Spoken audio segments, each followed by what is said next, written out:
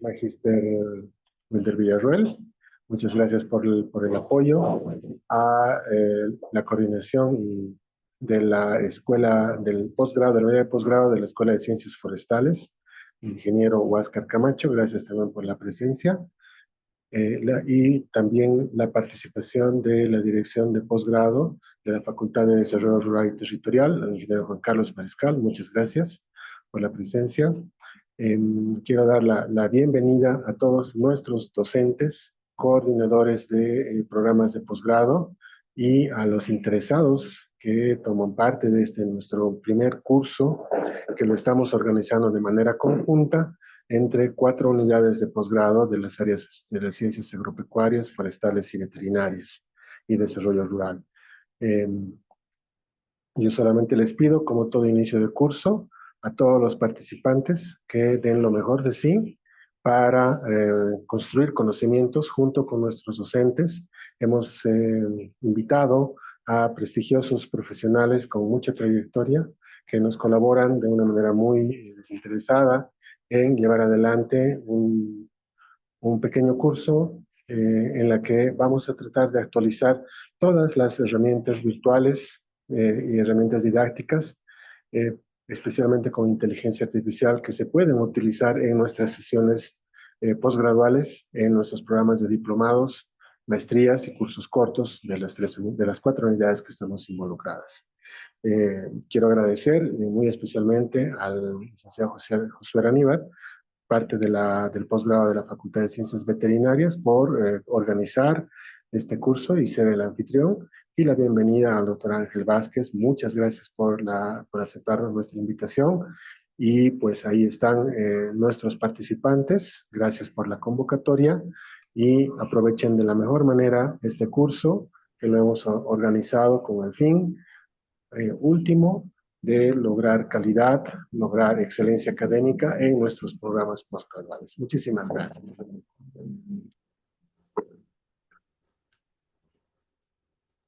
Muy bien, muchas gracias, doctor Illich.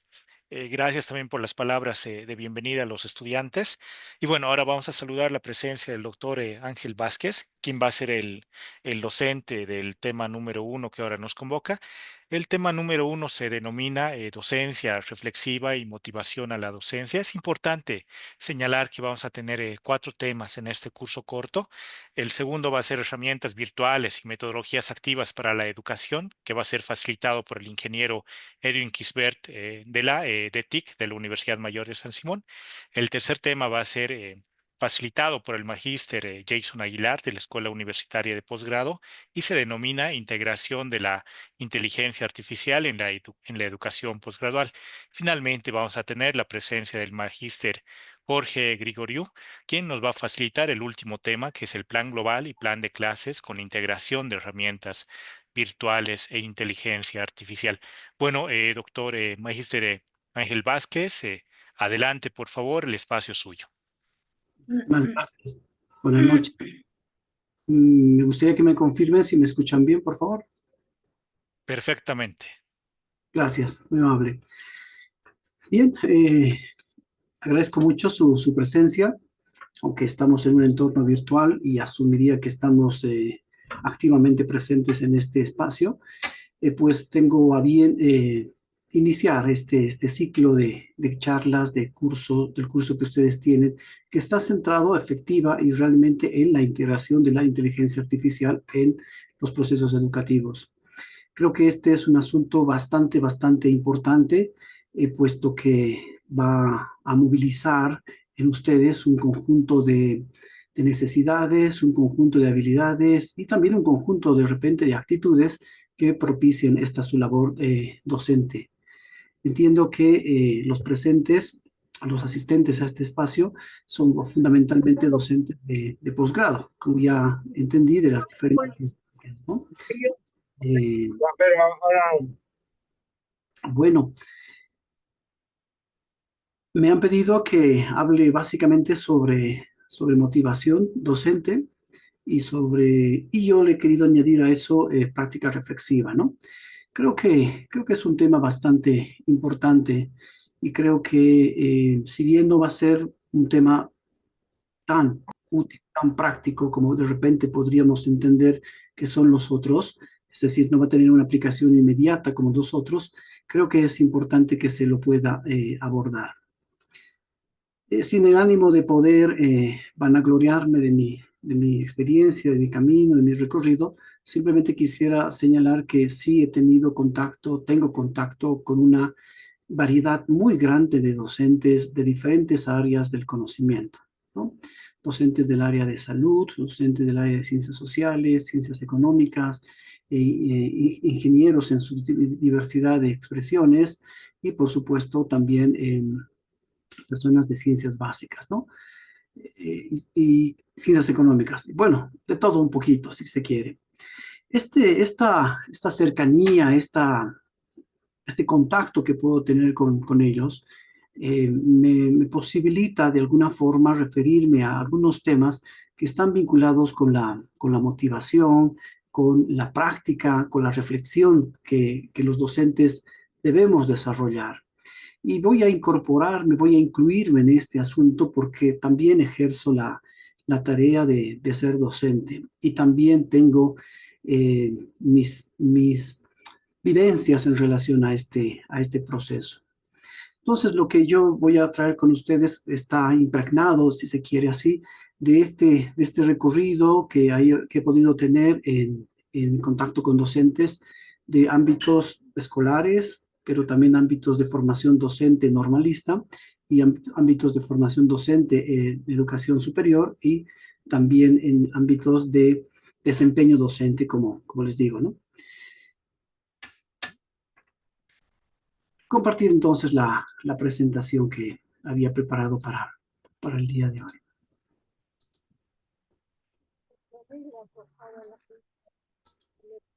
Ahí está. Supongo que sí podemos verla y que sí podríamos avanzar, ¿verdad? Asumo que sí. Bien, bueno, la temática, el título que había querido otorgar a este espacio, este par de horas que vamos a trabajar juntos, tiene que ver con motivación docente y práctica reflexiva. El propósito de este espacio está alrededor de promover la reflexión y que una reflexión, y ojalá pudiese ser una reflexión compartida, una reflexión de ida y vuelta, ¿no? En la que de repente ustedes también pudiesen compartir estas vivencias que se tiene a lo largo del ejercicio de la docencia.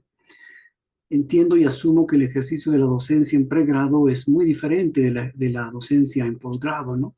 Y mucho más si de repente alguien es de docente de posgrado exclusivamente en un ámbito virtual. Sin dudas, estas características son bastante particulares y, por supuesto, posibilitan y limitan ciertas formas de hacer las cosas. Quisiera que pudiésemos trabajar a través de una reflexión enfocada a una docencia motivadora, pero que también sea satisfactoria, ¿no? Una docencia que nos ayude a encontrar un beneplácito con lo que hacemos en esas sesiones. No sé, si estamos en una materia anual, de repente estamos esas 38, 40 semanas, si estamos en una materia semestral, de repente esas 17, 20 semanas, ¿no? Si estábamos en un programa de posgrado, ese mes, esas 8 sesiones, 10 sesiones, ¿no? Ojalá pudiésemos llegar a este punto en el cual podamos sentir una satisfacción y, por supuesto, un elevado índice de motivación. Y todo esto, por favor, haciendo un vínculo con la práctica de la reflexión constante. A mí me parece que es importante reconocer que aunque el tiempo de trabajo que tiene un tutor, que pueden ser, como digo, 4 semanas, un mes, aún así es un espacio suficientemente rico, suficientemente generoso como para poder promover en nosotros satisfacción, pero también conocimiento. Entonces voy a compartir con ustedes también una metodología de trabajo que pueda ayudar a reflexionar sobre la propia práctica. Y todo esto con el propósito de que tengamos una mejora en nuestro propio ejercicio profesional. Lamentablemente no no hemos tenido una interacción previa que nos permita y que me permita sobre todo saber cuáles serían esas necesidades, esas inquietudes, esos intereses, ¿no? Sin embargo, puedo inferir que si están ahora conectados, están interesados en la temática que se va a trabajar. Probablemente no necesariamente en esta, pero sí en los otros. Pero eso aún así sigue siendo una buena oportunidad. Quiero compartir con ustedes estos 3, 4 asuntitos que ven ustedes en pantalla. Vamos a empezar con una pregunta detonante, problematizadora, una pregunta que nos pueda ayudar a entrar en materia, ¿sí?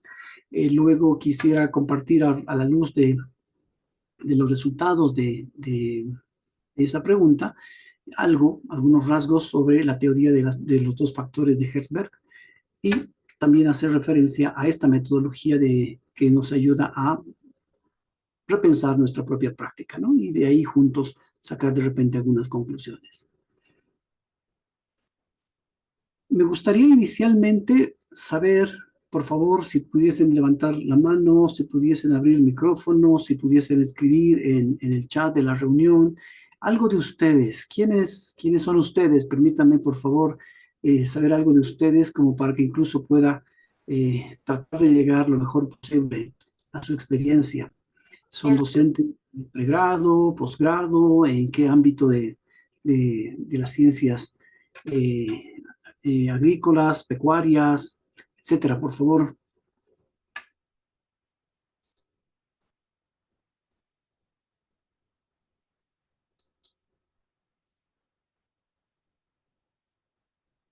A ver si alguien toma.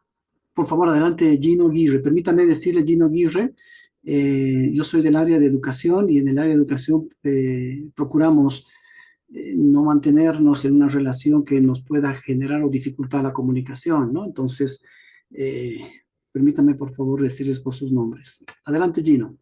Gracias, buenas noches, Ángel, y agradezco esa apertura de ser bien horizontales acá. Bueno, tratando de responder a la pregunta, en lo que, bueno, soy docente en pregrado y también en posgrado en agronomía. Y la verdad es que compartir algunas problemáticas es lo que puedo decir de que es algo que me llama un poco la atención. O sea, compartir algunos aspectos que tiene nuestro país bien característicos. O sea, por ejemplo, la riqueza que tenemos en todo lo que se refiere a los recursos fitogenéticos y poder abrir esa preocupación y compartir esa preocupación con los estudiantes, ¿no? Y también ver opciones de poder generar algún tipo de emprendimiento o de buscar innovaciones en las cosas que hacemos junto con los estudiantes. Perfecto, Gracias. Gracias, Gino, gracias. Ahí tiene levantada la mano otra persona. Bueno, no tiene levantada, pero sí tiene micrófono abierto. Inicialmente tenía abierto Gregory. No sé si va a tomar la palabra, Gregory. Repítelo. Mientras tanto, voy leyendo lo que alguna persona ya fue contestando por chat, ¿no? Tenemos aquí entre nosotros a Jorge Denis, que es docente de posgrado en la materia de piscicultura en el Valle de Sacta. Katia Sánchez, docente del posgrado de agronomía. Asume que la docencia es importante para poder enriquecer a otras personas con conocimientos nuevos. Ariel Arzabe, que es docente de posgrado de veterinaria y zootecnia. Rosaluz Valda, máster en Ciencia y Tecnología de Alimentos, docente de maestría en Tecnología Agroindustrial y diplomado en Alimentos Balanceados. Roger Choquemamani, que es ingeniero agrónomo filotecnista y cumple funciones de coordinación en diplomados en la región del Trópico de Cochabamba. Y Raine, que nos señala sobre la motivación, compartir con toda la experiencia adquirida en mi entorno laboral. Bien, yo agradezco mucho las respuestas que ustedes han podido hacer llegar. Y bueno, este pequeño acercamiento que me permiten tener hacia sus ámbitos de trabajo, me permite también hacerles esta pregunta que ustedes ven en pantalla. en su labor docente, en su condición de docentes, ¿qué es lo que realmente los motiva a dar clases? ¿Qué hace que disfruten su labor docente? Asumiendo que disfrutan esta función. Se los plantea un pedagogo, una persona que se mueve en el ámbito de la teoría de la educación y que inicialmente se reconoce como amante de esta tarea, ¿no? Querendón de esta forma de hacer las cosas en la vida, ¿no? Una persona que ha optado por el desarrollo de las personas a través de la cercanía, a través de la influencia, etcétera, etcétera. Entonces, esta pregunta yo quisiera de alguna forma introducir y quisiera que por favor pudiésemos compartir y pudiésemos entrar a otro espacio. Voy a compartir, perdón, este enlace en el chat de la reunión para que pudiesen, por favor, hacer llegar su respuesta. Ahí está. Y pudiéramos entrar acá. Si ustedes, acabo de mandar un enlace por la reunión, por el chat de la reunión, y al ingresar ustedes a ese enlace se van a encontrar con este tablero. En ese tablero vamos a encontrar una sección en naranja que tiene como pregunta principal qué cosas hacen que disfrutes dar clases, y otra sección en la que se pregunta y qué aspectos del contexto te desmotivan en la docencia, porque vamos a reconocer que también existe ese otro lado de la cara de la moneda, ¿no? Entonces, por favor, ahí está, y hay algunas personas que están escribiendo. Cuando ingresen ustedes al enlace que les he mandado, es probable que les aparezca una solicitud de conformidad con los términos de uso. Por favor, directamente aceptan esto, no compromete absolutamente nada. Y por favor escriban. En la parte naranja, ¿qué cosas hacen que disfrutes dar clases? Y en la parte de la derecha, o en verde, ¿qué aspectos del contexto te desmotivan en la docencia? Bien, ahí nos dice que es docente desde hace 25 años, pero nos gustaría, por favor, que nos diga qué hacen que disfrute dar clases. Transmitir experiencias de trabajo, entender que la educación como un acto de amor, encender la llama, compartir con los jóvenes su motivación por aprender. Perfecto, por favor, vamos trabajando en ambos espacios. Si ustedes me ponen todas las cosas solo en el sector naranja, yo entiendo, voy a entender y asumir que todas las condiciones son favorables en su ejercicio como docentes. Al otro lado ya hay gente y hay una persona que puso la falta de compromiso.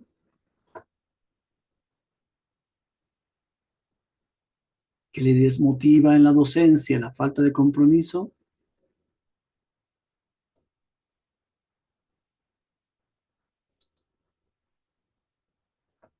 Vamos, vamos, por favor, apenas tenemos unas 6, 7 personas que están participando.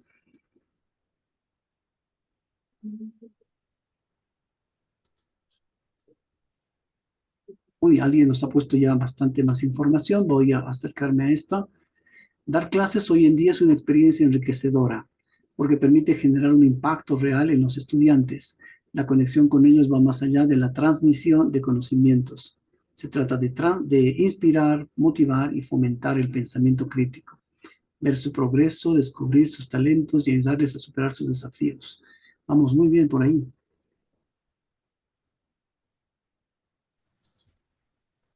Revise, por favor, David, el enlace que le envié, porque el resto sí está pudiendo ingresar. Es cierto, le va a enviar a una opción de aceptar los términos de uso.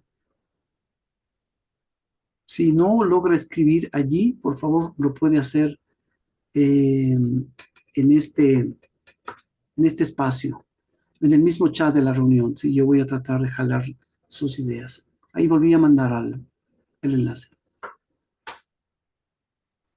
Hablando de las cosas que desmotivan, Hay algunas personas que han hablado de la falta de compromiso, la falta de motivación del estudiante, el desinterés, el conformismo, el exceso de burocracia administrativa de la gestión de los cursos, la falta de base en los estudiantes, que los estudiantes carezcan de pensamiento crítico.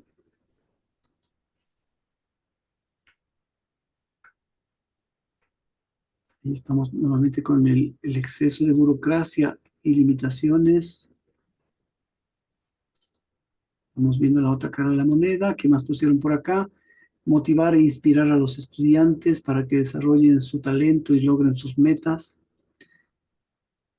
Una persona con 25 años me dice, siempre he buscado inspirar a mis estudiantes en sus propósitos de vida, compartir con los jóvenes su motivación por aprender, la educación como un acto de amor, que el estudiante responde a la guía del docente, qué cosa le hace disfrutar la experiencia de dar clases, la transmisión y la experiencia y la motivación a crecer profesionalmente, la retroalimentación y autosuperación en la docencia, el encender la llama del conocimiento en futuras generaciones. Y bueno, tenemos varias respuestas muy interesantes. En el chat de la reunión hay algunas personas que han hablado de la falta de compromiso, el compartir conocimiento y generar acciones de desarrollo transformacional a partir de la reflexión, motivar el aprendizaje y la formación constante.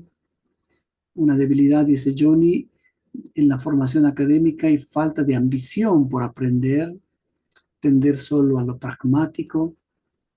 Edith dice, falta de condiciones didácticas en aula y laboratorio. La pasividad del estudiante sería parte de esos aspectos que desmotivan. Y luego David dice, la motivación es generar nuevos conocimientos en los alumnos o profesionales e intercambiar experiencias desde su formación y trabajo. Bueno, ahí tenemos bastantes respuestas. Yo les agradezco. Voy a tomar esta respuesta que está acá de forma extensiva y dice, dar clases hoy en día es una experiencia enriquecedora porque permite generar, bueno, esto parece ser más del otro lado. Es decir, del lado del tablero naranja. Otro aspecto emocionante es la evolución de la enseñanza. Sí, estos entiendo que serían más del otro lado, ¿no? Bueno, hemos hecho una pequeña radiografía y una radiografía muy rápida de estas situaciones que como docentes probablemente estamos viviendo, ¿no? Vuelvo nuevamente aquí a la presentación. Gracias por su participación. Les decía al principio de este espacio que tengo la oportunidad, y yo creo que en realidad es una muy envidiable oportunidad de contacto con personas de diferentes áreas, ámbitos de la profesión, y he visto de todo, ¿no? He visto definitivamente de todo. He visto personas que ingresan al aula de una forma muy suelta, muy como que entran con una predisposición a su trabajo, a su encuentro muy grande con jóvenes, con profesionales, una disposición muy grande a poder establecer una comunicación fluida, horizontal, cercana, que se manifiesta en sus expresiones no verbales, ¿no? De repente sonriendo, de repente suelto de los brazos inclusive, ¿no?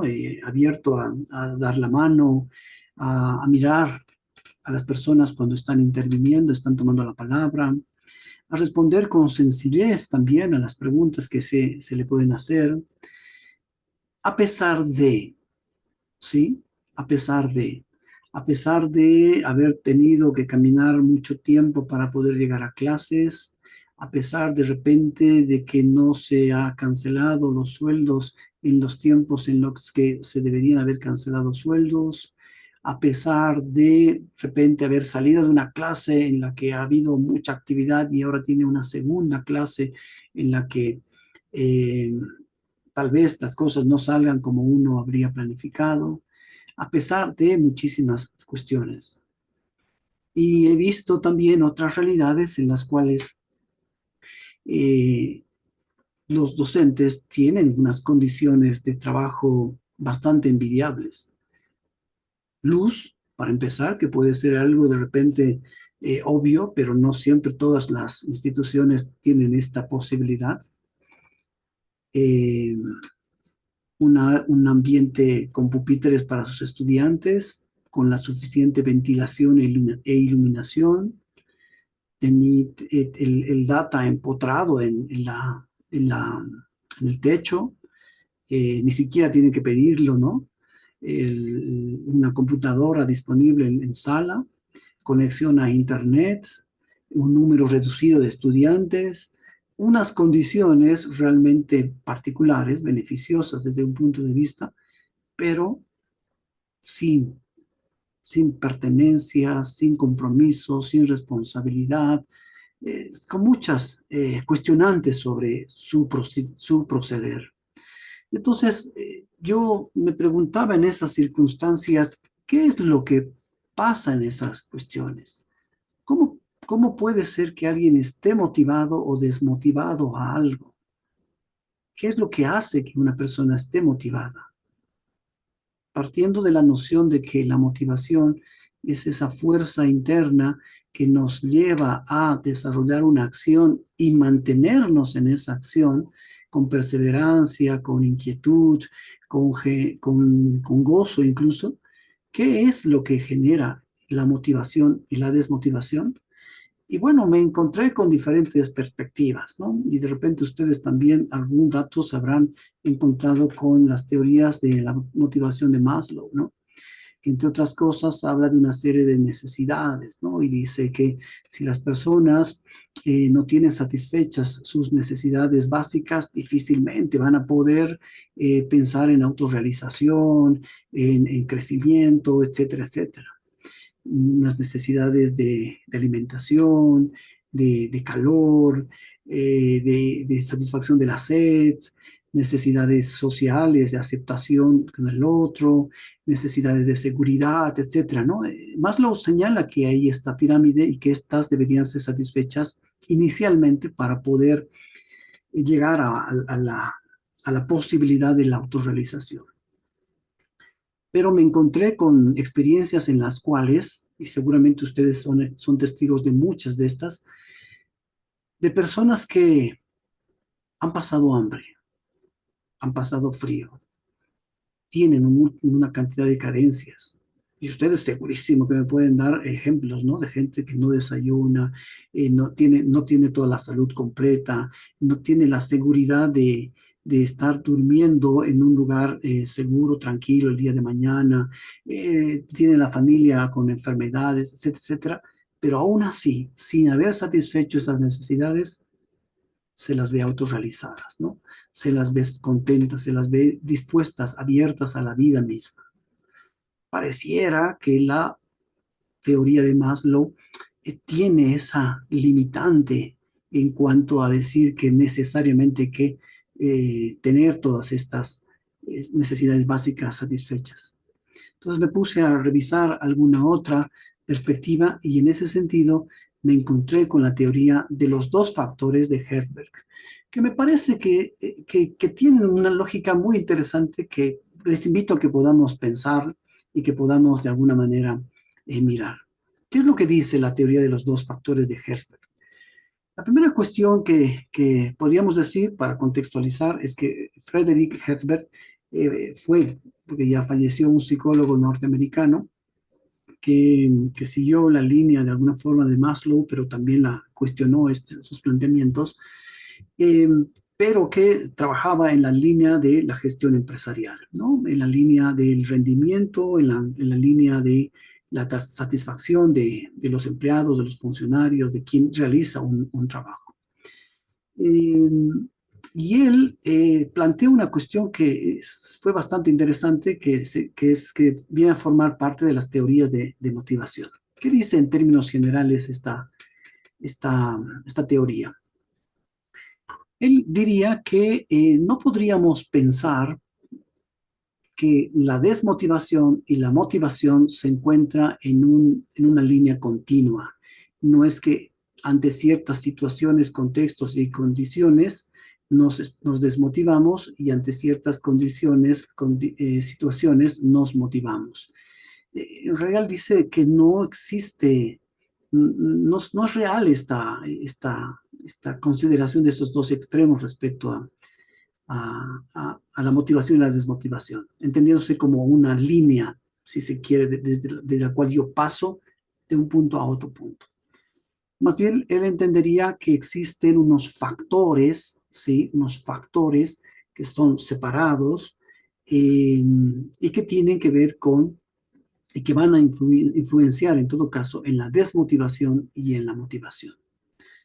Estos factores estarían relacionados en cuanto a desmotivación con lo que él conoce como factores de higiene y en cuanto a motivación con los factores propiamente motivacionales. Entonces, partamos de esa primera idea. Para Herzberg, tenemos que asumir que la motivación está condicionada por factores, ¿sí? Él insiste en este asunto que quizás en este momento ya nos parece algo obvio, pero en su momento no era tan obvio, reconocer que cuando más satisfecha está una persona, mayor rendimiento va a haber en su desempeño profesional, en su ocupación, en su actividad en la que se esté desenvolviendo. Y viceversa, cuanto mayor rendimiento siente una persona que tiene en cuanto a su quehacer, mayor satisfacción existiría. Esa es un poco la lógica que él estaría planteando.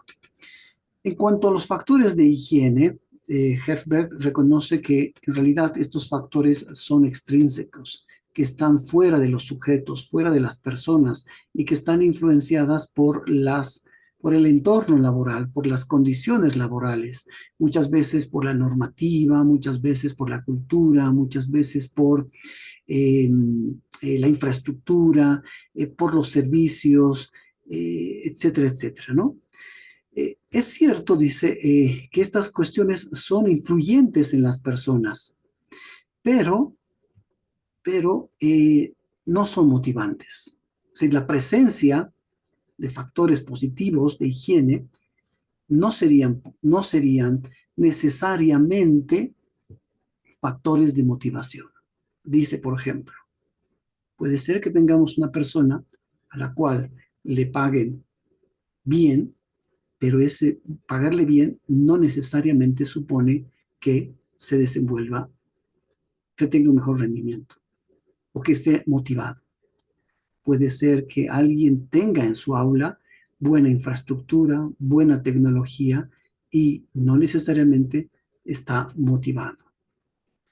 Lo cierto, dice él, es que estos factores sí son buenos que existan, tampoco es que no deberían existir, pero esta existencia lo que van a hacer es evitar la insatisfacción, pero no necesariamente van a suponer que la gente tenga un mejor rendimiento. Algunos ejemplos que planteaba él están en esta perspectiva, ¿no? Un salario no necesariamente es un factor motivacional en el entendido de que alguien esté apasionado por lo que hace. Un incentivo económico, no sé, una prima de repente, no necesariamente va a proporcionar una mayor entrega, un mayor compromiso, mayor pertenencia en las personas, sosteniblemente hablando. Probablemente si de repente hay una prima en un determinado mes del año, en ese mes haya satisfacción. Es más, yo he visto personas que ante la entrega de una prima, pensando en ciertas utilidades que haya podido tener la institución, señalaba que era una obligación, que era un factor que debía darse, etcétera, etcétera. No era una cuestión que reconocía como extraordinaria. Existen condiciones en las instituciones en las cuales hay buenas relaciones con los compañeros, de repente una relación de respeto, una relación de escucha, una relación de buen trabajo, pero estas no necesariamente suponen un alto índice de motivación. Quizás generan serenidad, tranquilidad, quizás generan un ambiente de diálogo, pero más no. No necesariamente la persona está comprometida con la institución. Incluso la jerarquía, la estructura jerárquica de una empresa que puede ser más horizontal, más dialogal, etcétera, tampoco termina generando un ambiente muy necesariamente propicio para un mayor rendimiento. Entonces, estos elementos, según Herbert, podrían ayudarnos a evitar insatisfacción, pero no necesariamente a motivarnos. ¿Sí? Esto resulta bastante interesante y a mí me llamó la atención por esto, ¿no? Por lo que les decía, conozco gente que trabaja en condiciones tecnológicas, de infraestructura, de seguridad, de estabilidad, de salario, etcétera. No digo ideales, pero básicamente buenas. Pero esto no ha supuesto un compromiso, una entrega, etcétera. Entonces la pregunta sería, ¿cómo es que se motiva una persona? Si no es por estos asuntos, ¿cómo se motivaría? Y Herbert, en todo caso, va a referirse a los factores motivacionales que son más de orden intrínseco, ¿no? Que están vinculados con el contenido del trabajo. Que si de repente uno es docente, tiene que ver con la tarea, con la función de interacción con las personas, con la tarea de acompañar a estudiantes en su desarrollo profesional. Esto que ustedes estaban apuntando, ¿no? Estas expresiones de sentirse que útil, de sentirse valioso para alguien que está empezando la vida, para alguien que está empezando su vida profesional.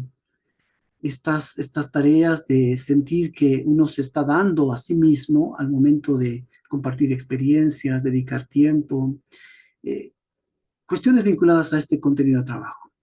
Y los factores motivacionales también estarían relacionados con la sensación de que uno está creciendo, de que uno se está desarrollando, de que uno está expandiéndose en sus múltiples facetas, de repente profesionalmente, humanamente, espiritualmente, socialmente. Estas sensaciones, estas vivencias serían las que permiten la motivación. ¿Qué cosas señala, por ejemplo, Herbert, ¿no? Él dice que estarían estas cuestiones pueden ayudar a que se promueva el factor motivacional. La realización personal, que les decía, ¿no? Alguien decía que tenía 25 años de servicio como docente y probablemente pueda sentir la emoción, la satisfacción de aquella vez en que le fue bien en sus primeras clases cuando empezó como docente, ¿no? Ustedes seguramente también sienten esta sensación al salir de clases, ¿no? De decir, creo que fue una clase buena, creo que me hice entender, creo que propicié lo que ustedes quieran, ¿no? Las habilidades, las actitudes, los conocimientos, esa sensación. También propician o son positivos los factores motivacionales que están vinculados con el reconocimiento del trabajo bien hecho.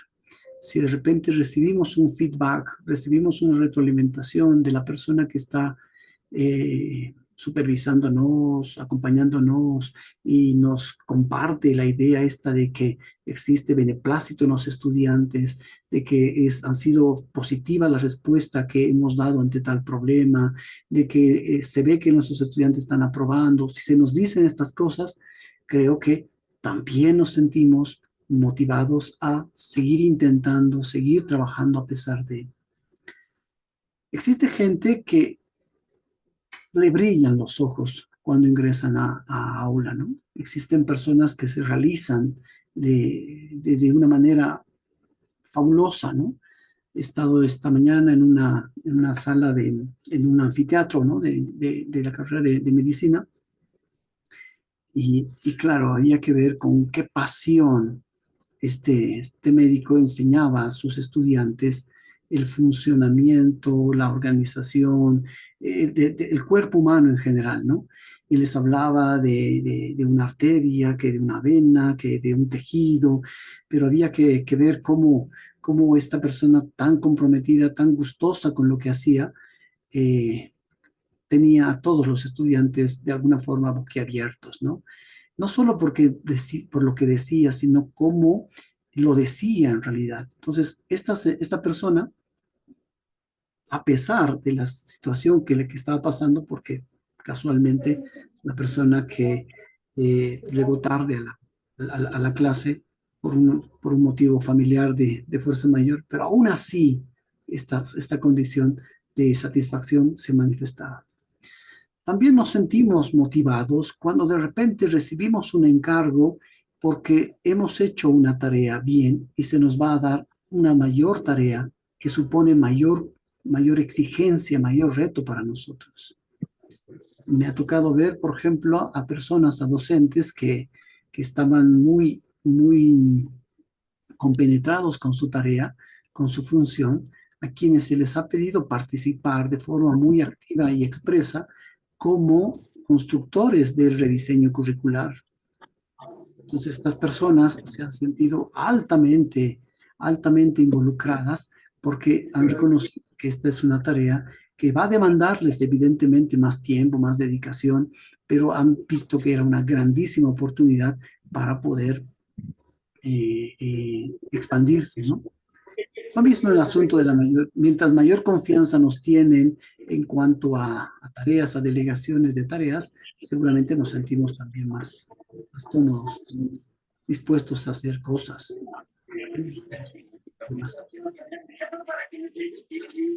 ¿Tiene su micrófono abierto?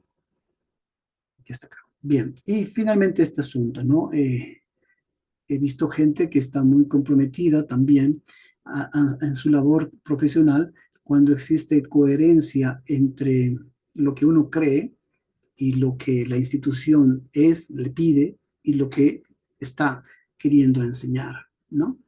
Esto también resulta altamente motivante.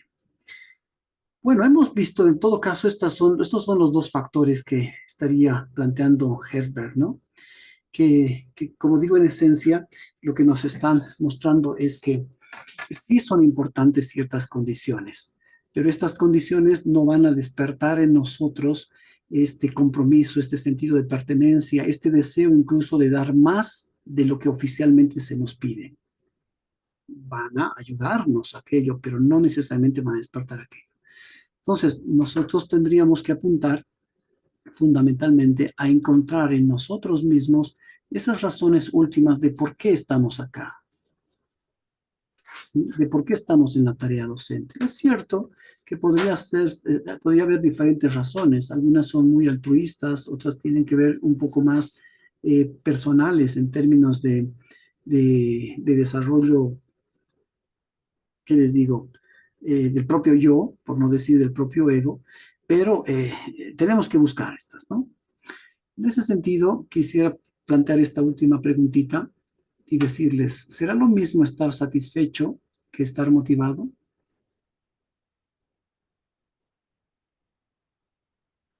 Si alguien pudiera abrir micrófono, compartir algunas respuestas sobre esta pregunta. Buenas noches. Y adelante, Marco, por favor, gracias. Buenas noches. Gracias. No, para mí estar satisfecho y motivado no debe ser lo mismo, ¿no? Porque uno puede ir motivado por las mejores ganas de enseñar, la mayor predisposición, pero se da casos en que por la falta de participación o responsabilidad de los mismos estudiantes, uno termina las clases pero no satisfecho con su labor. Uno va con el objetivo de dar o de llegar a algo, inculcar algunos conocimientos, pero muchas veces la falta de motivación o las ganas, como se dice popularmente, por parte del estudiante, no manifiesta, ¿no? O uno no llega a desenvolverse plenamente en su actividad. Por lo tanto, yo considero, ¿no?, que estar satisfecho y motivado son cosas muy, muy diferentes. Gracias. Muchas gracias, gracias Marcos. Sí, Eh, mucho puede influenciar en nuestra motivación la respuesta de nuestros estudiantes. Y aquí quizás vale la pena persistir, reconocer que no todos van a tener la respuesta que deseamos a lo que estamos haciendo.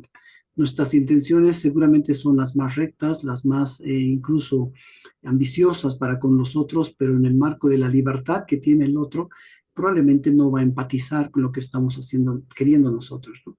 Pero no por ello vamos a desistir.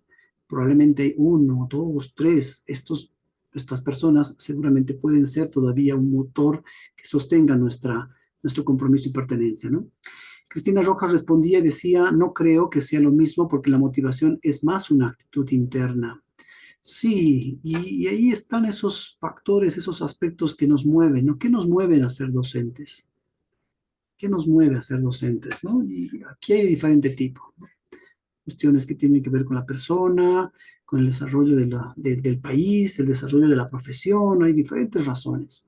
¿Alguien más quisiera responder esta pregunta?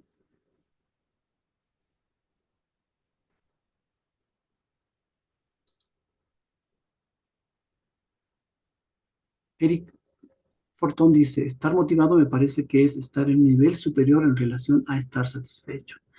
Sí, estar satisfecho es haber cubierto las necesidades inmediatas, ¿no? De la vida, quizás, ¿no? Estas de decir, tengo un trabajo, está bien, tengo un trabajo, pero no es lo mismo tener un trabajo y cumplir porque debo cumplirlo que entregarse al trabajo. Tampoco estoy pidiéndoles que puedan decir, me piden 4 horas, me voy a quedar 10 horas de trabajo. No, estoy hablando del hecho de involucrarse integralmente en el trabajo, ¿no? Más aún si esta es una tarea de educación. Aquí hay muchos aspectos que pueden estar en esta perspectiva. Adelante, Gregory, por favor.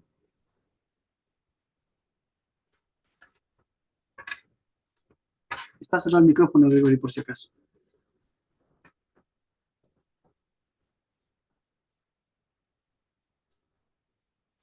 Aún no escuchamos, Gregory, por si acaso.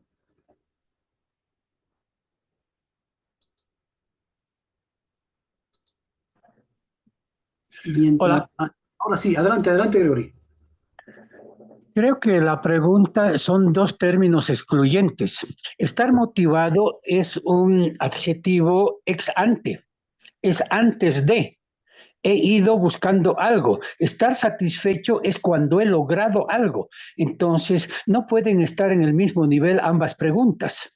Entonces, el estar satisfecho es porque he obtenido un resultado. No puedo estar satisfecho siendo docente porque solo podría estar satisfecho de mi asignación horaria, de mi horario o de mi remuneración. En mi opinión, es diferente. Y aprovecho esta pregunta para tu anterior aclaración cuando preguntabas sobre la motivación.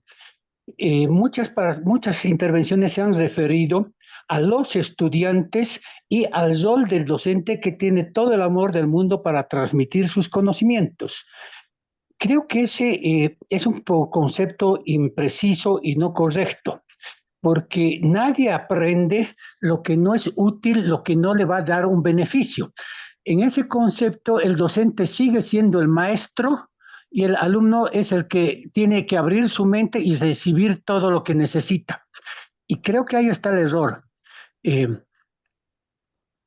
alumno va a abrir el alumno, como cualquiera de nosotros, va a abrir su mente cuando sepa que los conocimientos que le están transmitiendo son útiles, le benefician y son positivos. Incluso se paga para adquirir conocimientos. Eso quiere decir que yo valoro el conocimiento y por eso lo pago, porque creo que va a ser útil. Pero si el alumno no está motivado, no es la culpa del alumno, es que tal vez el docente o la asignatura, y en agronomía tenemos hermosas asignaturas que no sirven para nada, y no podemos quejarnos de que los estudiantes tengan poca motivación o ninguna motivación cuando hay un contexto externo e interno que define que esa asignatura, que ese tema no es de utilidad pragmática para el estudiante. Gracias. Gracias, Gregory. Sí.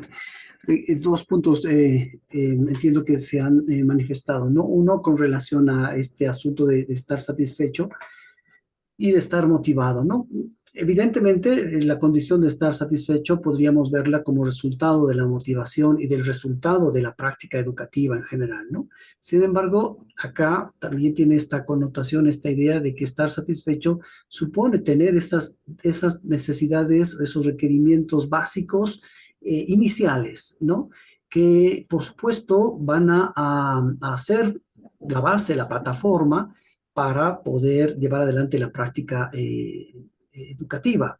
Me refería exactamente a tener un aula, tener iluminación, tener de repente, si uno precisa, tener el internet, etcétera, ¿no? Haber satisfecho estas cuestiones es un insumo, sin duda, ¿no?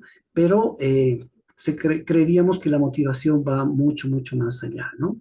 En realidad tiene que ver con estos factores internos que se decía anteriormente, ¿no?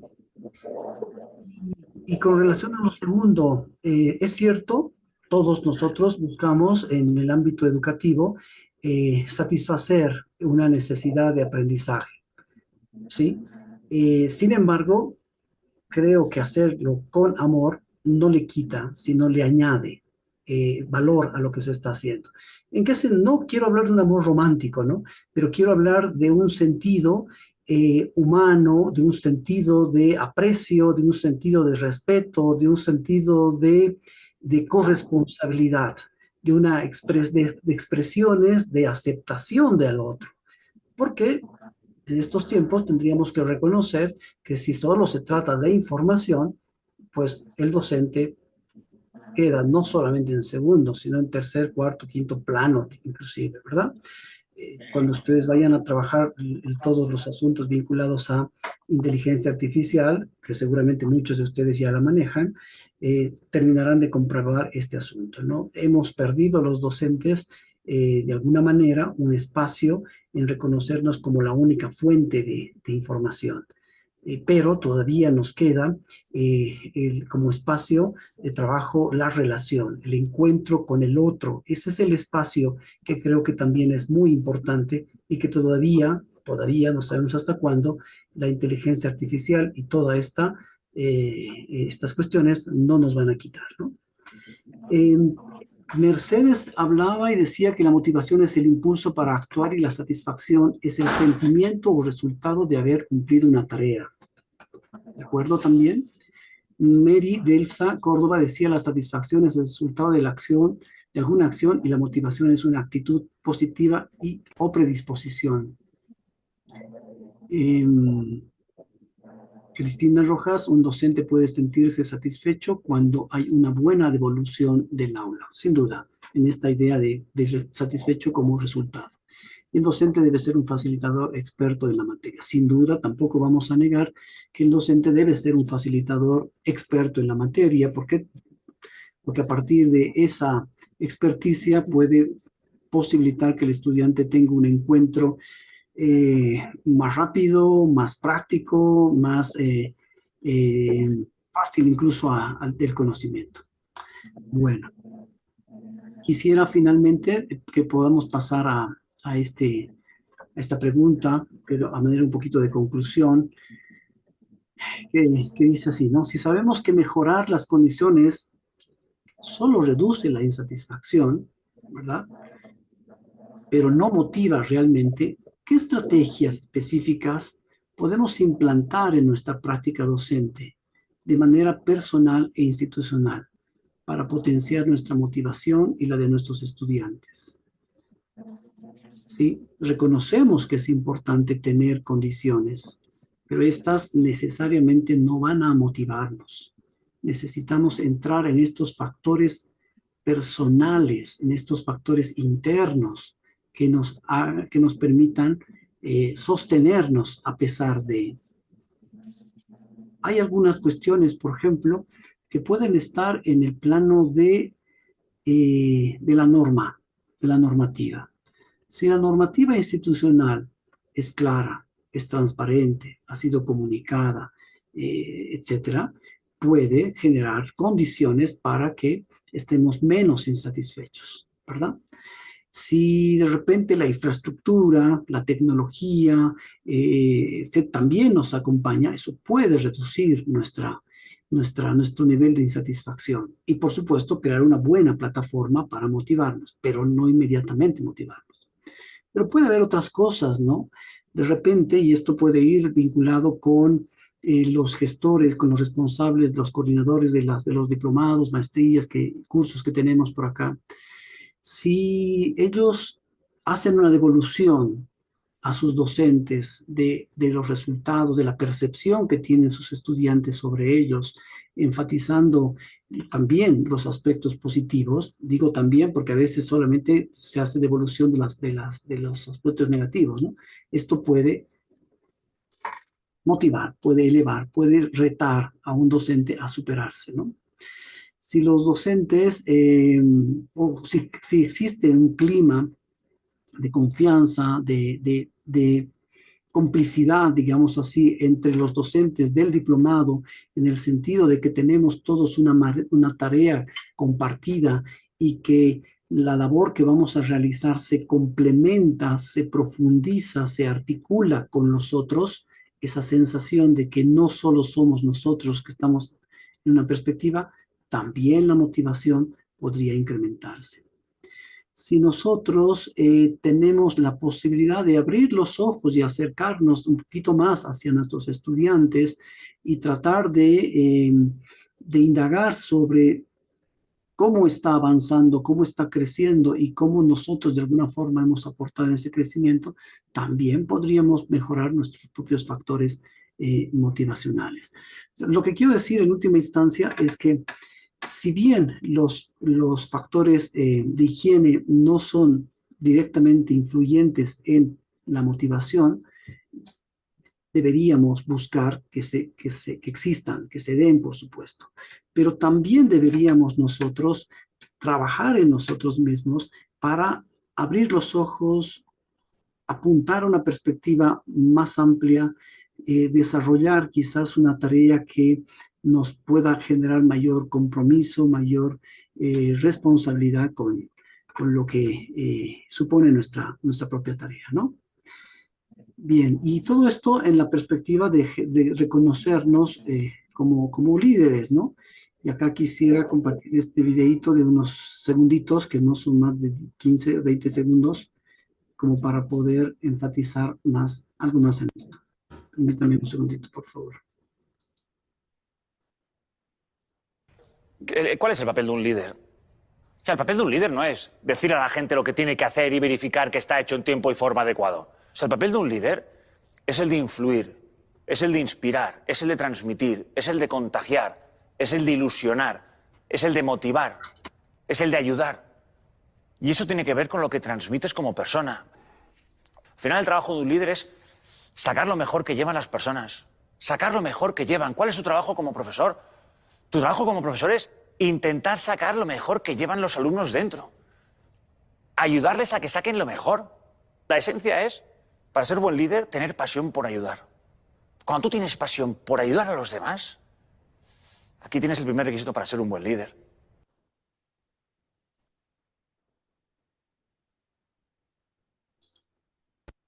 Bien, esa es la primera parte de ¿cómo se llama? De esta charla, de este espacio que había pensado compartir con ustedes.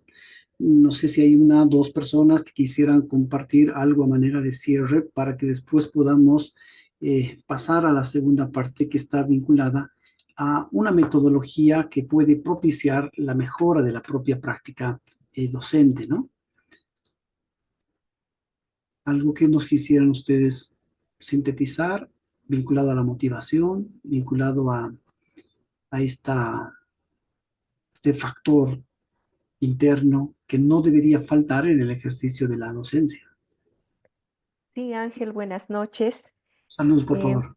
Sí, yo creo que en este sentido es muy importante reconocer que el docente realmente no es un transmisor, ¿no? Es un andamiaje en la construcción del conocimiento de los estudiantes y por lo tanto el tema de motivación puede ir también en relación a lo que uno mismo hace para seguir creciendo en esa posibilidad, como decía el video, de colaborar, de adaptarse a las formas de aprendizaje que tienen los estudiantes y cuando pues uno logra eso, yo creo que también viene ahí la satisfacción, ¿no? En decir, bueno, he encontrado una nueva forma quizás que se adapta a este grupo de estudiantes o a un grupo particular de estudiantes en que, bueno, esto que a mí me motiva, me gusta y que es importante que ellos que puedan entender, que puedan reflexionar. Entonces he encontrado una nueva forma de hacerlo y que resulta, ¿no? Y ahí creo que casa muy bien esto de seguir aprendiendo también como docentes y, por ejemplo, navegar en esto de la inteligencia artificial como una herramienta que nos va a permitir también seguir llegando y colaborando de mejor manera a nuestros estudiantes. Gracias, muchas gracias, Rosa Luz. En el chat, Katia escribe, dice, excelente el tema de encontrar la motivación en los estudiantes y es que es importante detenernos a conocer cada uno de los estudiantes para poder sacar su potencial. Eso ayudará a conectarse e ir mejorando cada clase. Sí, gracias, Katia. Puede sonar muy romántico esto, ¿no? Que estamos trabajando, pero desde la neurociencia también se corrobora la idea de que mientras mayor empatía, mayor cercanía, mayor transparencia, mayor eh, horizontalidad puede existir entre los sujetos, mayor facilidades y posibilidades de aprendizaje existe en la persona que está aprendiendo, ¿no? Si nosotros simplemente nos dedicamos a ser los expertos y de repente tenemos a la gente con la boca abierta y cerramos las bocas de estos porque esto ha alimentado nuestro propio ego, eh, pero nos temen, creo que aquello va a ser algo que se olvide inmediatamente. ¿Sí? Yo recuerdo que tenía un docente así, pero era fabuloso, fabuloso, pero era imposible preguntarle algo. Se sabía las cosas de punta a punta, todo el material. Tenía una capacidad didáctica increíble, pero hay de alguien que se pueda mover, que pueda hacer algo que de repente le interfiera en esta su magistralidad de llevar adelante las cosas. No recuerdo nada más que eso de él. En cambio, sí recuerdo de muchos otros esta cercanía, esta facilidad de poder establecer una comunicación franca y sincera y de la oportunidad que me y que nos dio a todos los estudiantes de poder preguntar una vez, dos veces, tres veces, o de dedicarnos unos minutos antes o después de clases para poder aclarar algo. De eso sí me acuerdo. Tal vez no a detalle, pero sí me acuerdo. Creo que nuestra tarea como docentes es la de ser, como alguna vez decía alguien, ¿no? Es ser como la argamasa, ¿no? Es ese barro que existe para poder hacer, para levantar una pared, ¿no? Que permite unir una serie de ladrillos, piedras, ¿no? En el afán de edificar algo. Somos de alguna forma eso, ¿no? Somos ese compuesto que permite que esos saberes, que esas habilidades, que esas actitudes puedan darse. Más aún si estamos pensando en el desarrollo de actitudes. Yo no sé si habrá posibilidad de desarrollar alguna actitud en un entorno en el cual alguien se sienta amenazado, alguien se sienta de repente vulnerado en sus derechos, en su dignidad. Creo que no. Y aunque de forma directa se pueden decir cosas, pero probablemente no necesariamente estas cosas van a desarrollarse, estas actitudes quiero decir, ¿no? Bueno, agradezco mucho esas dos intervenciones que tuvimos y voy a apurarme con esta presentación sobre la reflexión sobre la práctica docente, ¿no? A ver, todos y cada uno de nosotros nos movemos en un entorno definido, ¿sí? De trabajo. Este entorno definido está encuadrado por una temporalidad, está encuadrado por un número de estudiantes, encuadrado incluso por el encargo que hemos recibido de un currículo específico. Quiero insistir en este asunto. Cualquier tarea docente que tenemos se encuentra enmarcada en un encargo. Yo soy docente del módulo 3, 1, 4, pero existen otros. Y juntos esos módulos hacen un perfil profesional, un perfil de diplomado, un perfil de la maestría. Yo no puedo desmarcarme de esas condiciones. Yo he recibido un encargo, por más experto que yo pueda ser, debo sujetarme a eso y si quiero puedo dar más, por supuesto, ¿verdad? Porque si yo no lo hago desde esa mirada sistémica, probablemente esté complicando los resultados de toda esa mirada mayor que existe al momento de pensar en un diplomado, en una maestría o en un curso específico.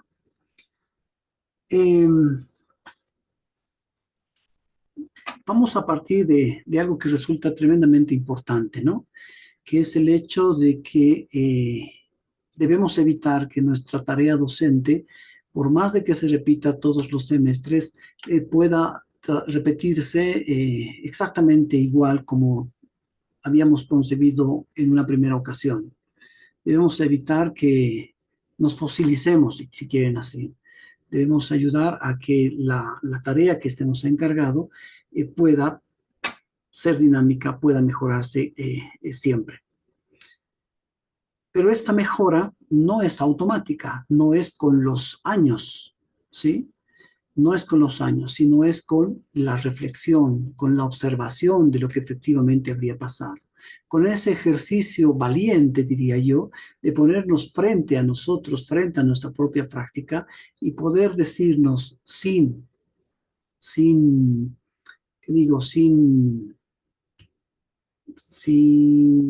no quiero decir sin pena, pero sí con mucha franqueza, decirnos qué es lo que ha pasado. Y ahora vamos a ver un poco esa metodología, ¿no?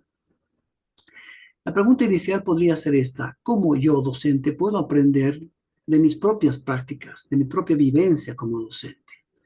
Bueno, seguramente, y esperemos que ustedes puedan hacerse estas preguntas siempre y puedan de alguna forma repensar esto. Sin embargo, hay que pensar que la tarea docente es una tarea bastante compleja. Ninguna clase es igual a la otra. Ningún grupo es igual al otro. Si ustedes tienen paralelos de la misma materia, se darán cuenta que el grupo A, en número, en composición de personas, en características, tiene diferencias con el grupo B. Y es que en cada curso se construye una cultura, unos ritos, unos lenguajes, unos valores, unas dinámicas que van a hacer de ese espacio un espacio dinámico, imprevisible. No sabemos qué es lo que va a pasar. En un determinado curso puede haber alguien que haga una pregunta que modifique toda la dinámica de la clase. Y en el otro curso no existe esa pregunta y todo lo planificado pueda de alguna forma llevarse como se había pensado. Además, no nos olvidemos que la clase en su componente interactivo también puede ajustarse de una u otra manera. Lo cierto es que por más planificación que uno haya elaborado, la realidad supera cualquier tipo de previsión. Por supuesto, de esto nos percatamos si estamos abiertos, ¿no? Si hemos planificado, si hemos visto lo que ha sucedido, si hemos reflexionado sobre lo que ha sucedido. Pero partamos de esa idea. Ninguna experiencia de aula es semejante, es homogénea, más bien tiene estas propiedades. En algunas investigaciones que se hicieron, se evidenció que el docente toma decisiones inmediatas, rápidas, casi de forma inconsciente. ¿Cuántas decisiones toma un docente en una clase? Estas van a superar unas 20, 25 decisiones. Por supuesto que algunas tienen que ver están algo premeditadas, pero otras no. Voy a plantear una pregunta, le pido a fulano que intervenga, hago un ejemplo, no lo hago, me extiendo, corto, pasos. Son decisiones que de forma inconsciente en la mente en ese momento aparecen y se terminan haciendo. ¿Cuánto tiempo tenemos para tomar decisiones quienes estamos en aula? Son milésimas de segundos y en realidad estas cosas se van a dar casi de forma muy inconsciente, porque además suceden cosas simultáneamente. Si ustedes se visualizan dando una clase en este momento, si ustedes visualizan su curso, su aula, sus estudiantes y se percatan que de repente no hay agua, no hay luz, no hay tal insumo, o sí aparece esta variable, etcétera, la realidad va a cambiar. ¿Sí? Entonces, estamos en un escenario donde hay que tomar decisiones y los docentes somos personas que estamos enfrentados a esa situación. Si no nos percatamos de esto, nuevamente diría, es porque no estamos observando la realidad como es. Muchas de estas preguntas, como ya les decía, son inmediatas y estas podrían ser algunas de esas, ¿no? Vuelvo a dar un ejemplo, continúo, me detengo, hacemos un trabajo grupal, individual, en parejas, mezclo al azar, hago por afinidad, cómo voy a trabajar, le hago hablar a esta persona, no, en este caso sí, no, evalúo esto, aquello. Son un montón de preguntas que se nos van a aparecer en la mente, aunque previamente hayamos imaginado el asunto. Estas respuestas que nos damos a nosotros mismos muchas veces o generalmente son inconscientes. Muchas veces son poco fundamentadas, porque si nos preguntaran o nos preguntásemos nosotros por qué lo hicimos, no siempre tenemos una respuesta, y mucho menos una respuesta pedagógica, ¿no? Es decir, es que he hecho una actividad de parejas porque, según Vygotsky, el par experto, generalmente no tenemos esa posibilidad de responder, sino que ha sido una cosa casi apresurada como está planteándose allí. Indagando un poco sobre las situaciones, habiéndose filmado a docentes, habiéndose revisado juntos esas grabaciones y preguntándoseles a ellos qué ha pasado acá, por qué pasó esto, y indagando sobre esta realidad, nos percatamos de que han habido experiencias anteriores que han influido en esas respuestas. Es decir, hemos respondido como antes lo habíamos hecho. Si esto es así, podríamos también preguntarnos y decir, ¿cómo podríamos ser más conscientes de esas experiencias previas que están condicionando nuestro comportamiento? Y bueno, aquí podríamos tener un pequeño ejemplo, un docente de nombre Miguel, que para su hora de clase tenía la intención de trabajar con los estudiantes en parejas, así lo había concebido, así había pensado, pero en un momento determinado cambió de opinión y casi espontáneamente decide hacerlo de otra forma. Y esa otra forma suponía ya no dar ejemplo, o mejor dicho, ya no trabajar con grupos, sino él directamente dar la respuesta que el grupo debería haber construido. ¿Qué es lo que ha pasado allí? ¿Por qué ese cambio? Si inicialmente ese docente había concebido que trabajar en grupos era bueno, era estaba alimentado por el aprendizaje cooperativo, propiciaba que el estudiante verbalice el conocimiento, propiciaba que los juntos encuentren significado, etc. Si todavía había detrás de esa decisión inicial toda una respuesta y argumentación pedagógica. ¿Qué es lo que condujo a este docente a cambiar de opinión, de decisión? En un ejercicio de indagación, de preguntar qué es lo que pasó, pues podríamos decir que Miguel se vio influenciado, entre comillas, inconscientemente, porque tenía miedo de que pierda el control de la situación. Hacer grupos significa que haya ruido, que haya, entre comillas, ruido en el curso, aunque es un ruido de trabajo, pero de repente esta sensación de ruido le genera cierta idea de que no debería haber ruido en el curso. Quizás su experiencia previa escolar, donde se sancionaba o se asociaba al ruido a la indisciplina, le llevó a tomar esa decisión. Quizás había cierto miedo, temor de no poder responder a las preguntas que surjan de esa interacción entre estudiantes y quería evitarse la situación de no saber responder. Lo cierto es que indagando, se podría pensar o se podría tener que Miguel dijo en alguna ocasión, o tendría que tener este supuesto, ¿no? Una tarea en grupos había constituido una agradable, sin duda sería una agradable experiencia durante la hora de clases, sí, sin duda, propicia esa interacción entre estudiantes. Sin embargo, estaría Miguel entendiendo que sería mucho mejor que el docente diga cuál es la respuesta que se espera en lugar de que los estudiantes lo aprendan. Esta idea que surge de la propia experiencia, por de repente haber participado en grupos donde no había necesariamente un buen aprendizaje de todos, le podía haber influenciado y haber dicho no, ya no vamos a trabajar en grupos, yo les voy a decir cuál es la respuesta.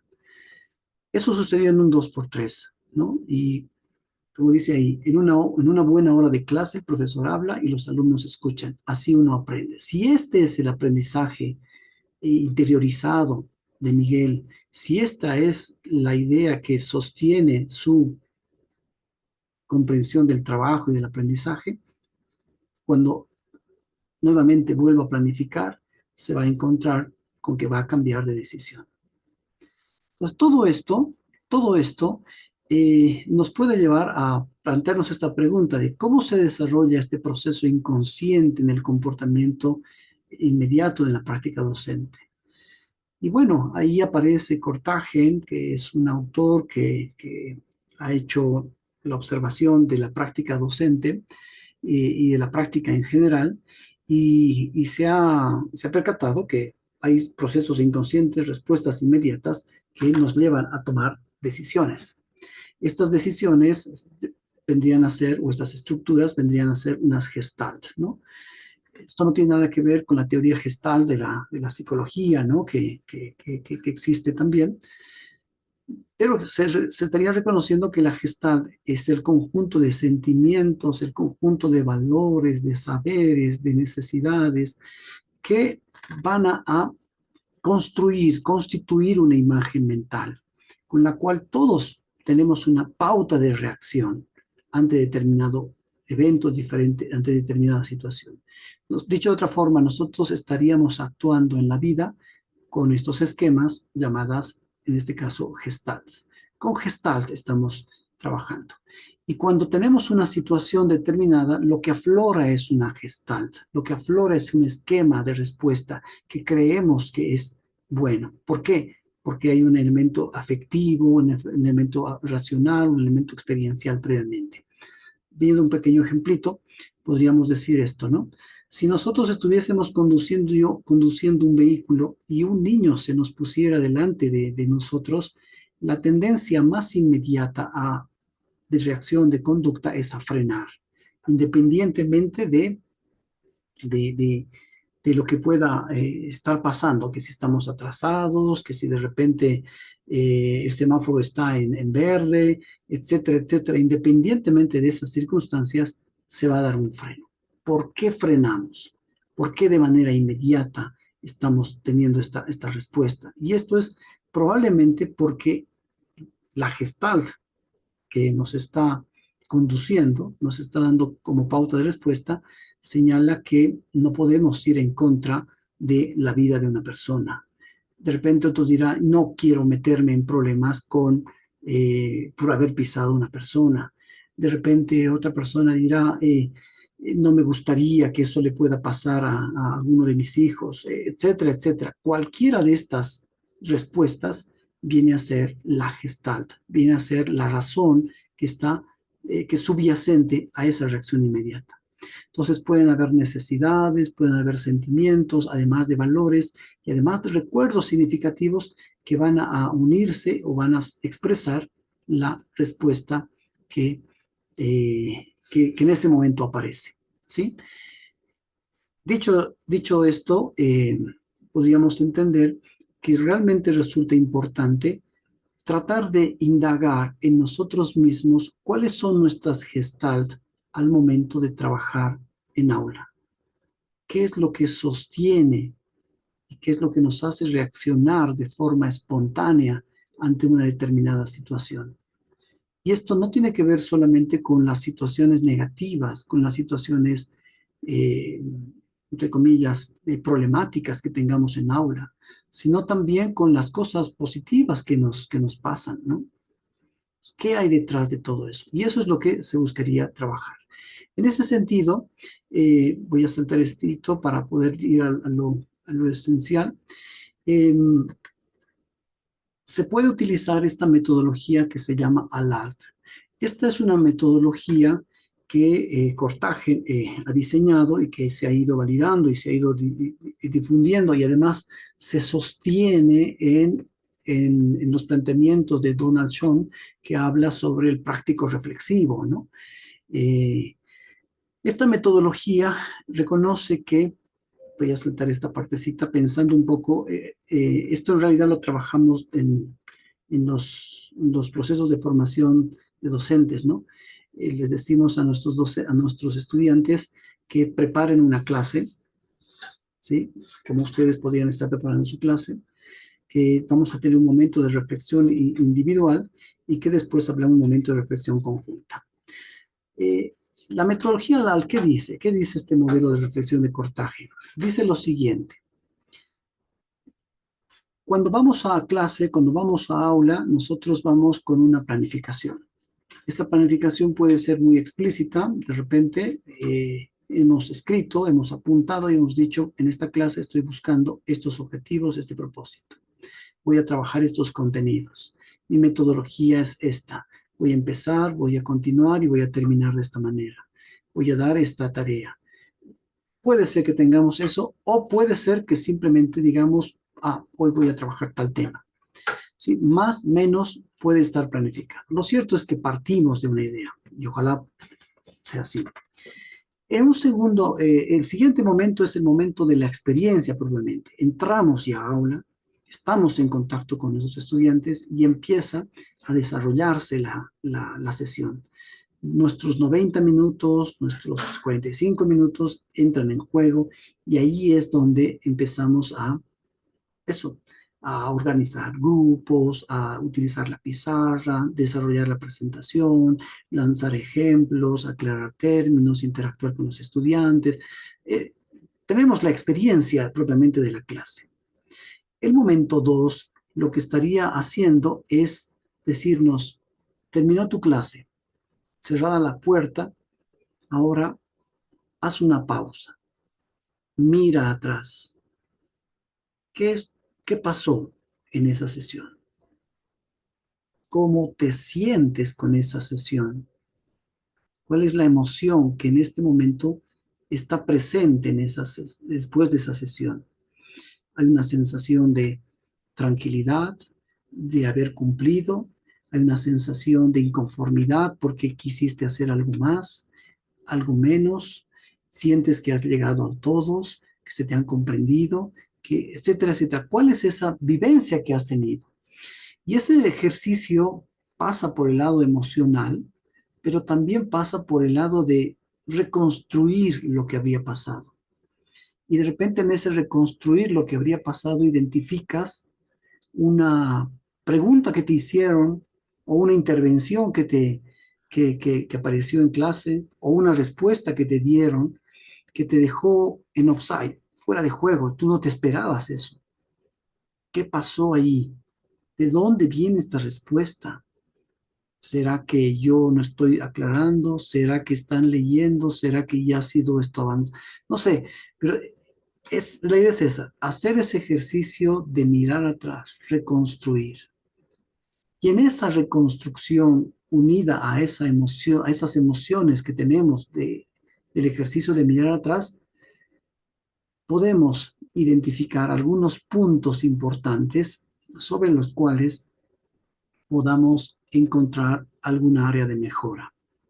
Podamos pensar y decir, a ver, parece que no sé, parece que las diapositivas que preparo no están cumpliendo con el propósito que he concebido.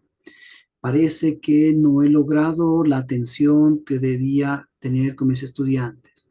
Parece que la práctica que les he dado para que transfieran lo que hemos visto no está cumpliendo su propósito.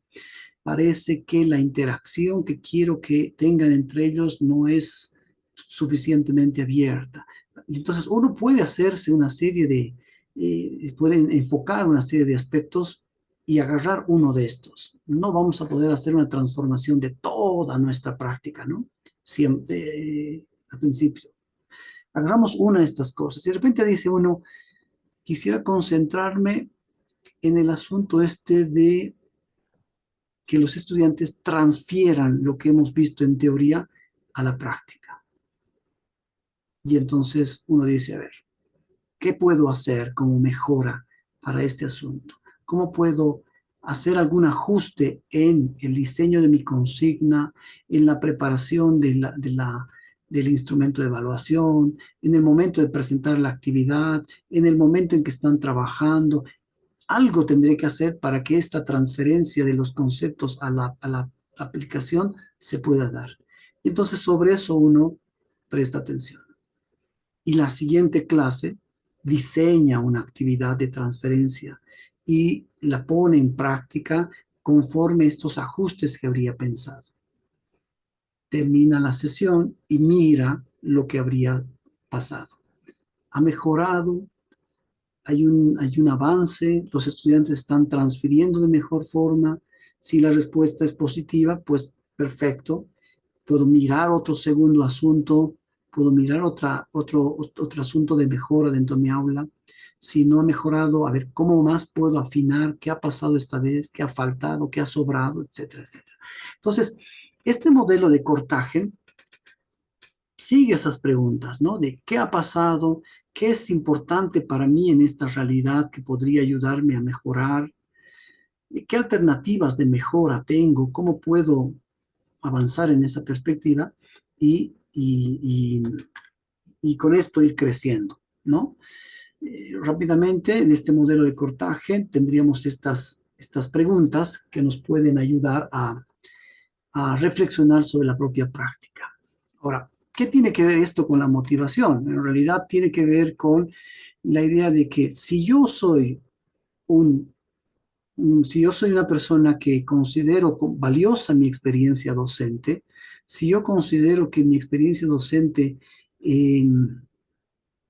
es una oportunidad de crecimiento profesional, personal, humano, social, profesional, etcétera, no puedo simplemente aparecer en las sesiones desarrollando mi clase y no mirar lo que ha pasado, y no procurar mejorar lo que ha pasado, y no ensayar cosas que podían mejorar, ¿verdad? Entonces, esa es la idea de poder compartir esta metodología de trabajo, ¿no? Rosemary.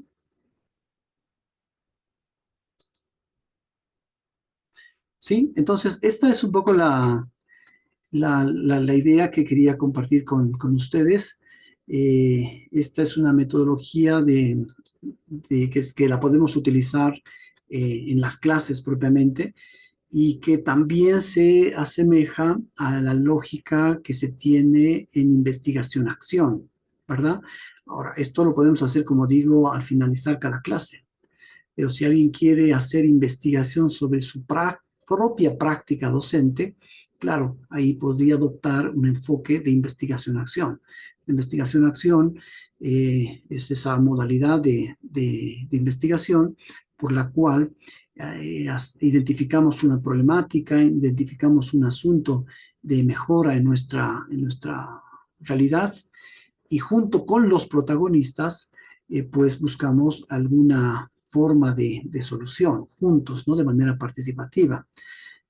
Seguramente que en las áreas en las que ustedes se mueven, se trabaja investigación-acción, ¿no? Con la comunidad, etcétera, ¿no? Propiciando la mejor producción, etcétera. Pero también se hace en el ámbito educativo. La investigación-acción educativa de aula tiene esta misma dinámica. Identificamos un problema, buscamos una estrategia, la llevamos a la práctica, hacemos observación de la acción, sistematizamos aquello y iniciamos un proceso de replanificación si corresponde, ¿no? Eso ya sería como una versión más sistemática, si se quiere, de la reflexión.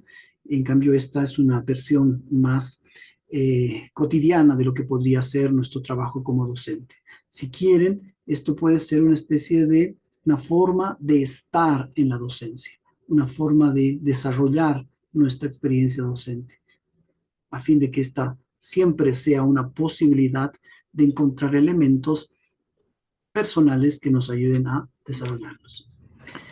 Nada más, eso quería yo compartir con ustedes. Si tuviésemos alguna pregunta o algún comentario, pues estoy para escuchar y estamos para escucharnos en todo caso, ¿no?